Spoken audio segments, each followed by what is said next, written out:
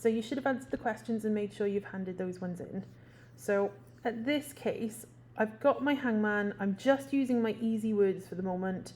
I'll ask the question whether they want easy, medium, or hard soon, okay, because it's not going to be completely difficult to get them there.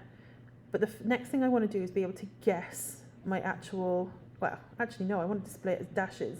So the kind of like the ones that they'd see as dashes. So we've done a for loop before. So for I in, I didn't even put the in, range, I could do this one. So range is going to be the length of whatever the answer is. Okay, seems a bit weird, but at this moment I'm going to print out just a dash. It looks a bit weird there. All right, and then run it. So underneath each of them, because every single new line becomes this one. Okay, not exactly what I wanted. So, it's not going to be called guess. Hyphens,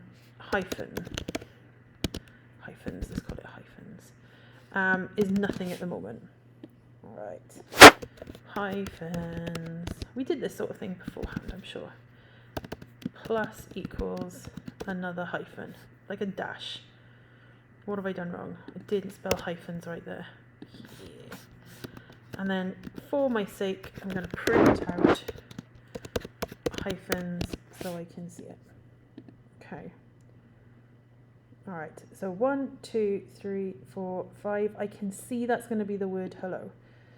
Now, most of the time when we do this, when we draw it out towards each other, we'll use an underscore. But notice how, well, on repull it doesn't look too bad actually. You can still see next to each other. There's a little gap between each one. I find it's a little bit easier to see the spaces between the dashes, so I can count the words a little bit easier. If you want to use an underscore, please feel free, but I've used the minus sign or the hyphen because it makes life easier for me. Okay. Now, let's be user-friendly. Print. Ready to go. Let's start guessing our random word. You'll notice I haven't worried too much about kind of like lives at this part of it. I'm not going to worry too much about the lives at this one. In fact, I'm going to let them have infinite guesses so we can see it as we come through. So while true for now, and put it in a forever loop. We can change it afterwards. While true, we're going to take their guess equals input, which we've used before. Give them the space afterwards to make life easier. Okay. My debug, so I know exactly how many letters and what letters there are. Ready to go. Let's start guessing our random word, which would have been all on one line if I'd had that smaller. So we know we can guess things like, and I don't even check them at the moment, and it's always going to go on forever. So we've looked at one of these ones before. So if guess is, oh no, we haven't done in.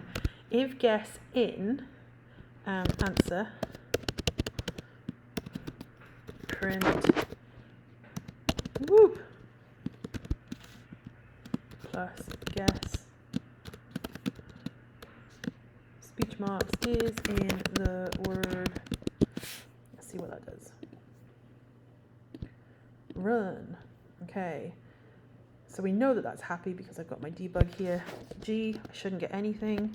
H, whoop, his. Oh, look, it's the spacing. Oh. I could always put single speech marks on the inside of it. Would that look better? Making life user-friendly now. So we know it's happy. Let's try an A. A is in the word. Yes. I like that. I much prefer that styling, but that's my choice. Completely yours. That's where we'd actually put the letter in so that we could see it. Else, why reinvent the wheel? Programmers be lazy. I nearly wrote the word sozzles. Is not in the word. The word is hello. Sorry, Z is not in the word. E is in the word. Okay, so it'll at least tell us whether we're right or wrong. So we didn't absolutely load in this one. We've made sure we've got an introduction and we show them the guess or what they're guessing. We allow them to make a guess, which could be anything, including numbers. We check to see if the guess is in the actual answer that we're looking for, which is the one at the top. If it is, we tell them, woohoo, well done. If it isn't, we tell them, sorry. This is probably where we'd end up losing a life. But I'm not going to worry too much about them at the moment. Now, as I've gone along, I've made sure I've spaced things out to make sure they're easier to read. If it does make it easier for you to read, to space out between all of the pluses and everything along those lines, please feel free to. If it doesn't, you don't have to put them in there. It is just to make sure that everything is a little bit easier. If also you want to put a new line in every single time they guess, at the end of these print statements, we can put a \n so that it gives them a little bit more space when they're playing